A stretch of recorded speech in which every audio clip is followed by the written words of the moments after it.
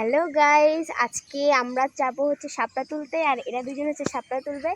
দেখা হচ্ছে তোমাদের সাথে শাপলা তোলার ওখানটাতে। টাটা। এ দেখো, এগুলো শাপলার সব পাতা। আর এ দেখো, এ কিন্তু একদম রেডি হয়ে গেছে জলে নামার জন্য। ওই দিকটাতেও নামবে। এদিকে আমাদের জংলা শাপলা থাকে, আর এই পাশটাতে আমাদের খাওয়ার শাপলা হয়। তো আমার ভাই এই পাশটাতে নামবে খাওয়ার শাপলা তুলতে। আর ও দেখো জঙ্গলি ভূত, তাই ও জংলা শাপলা তুলতে ওখানটাতে যাবে। দেখো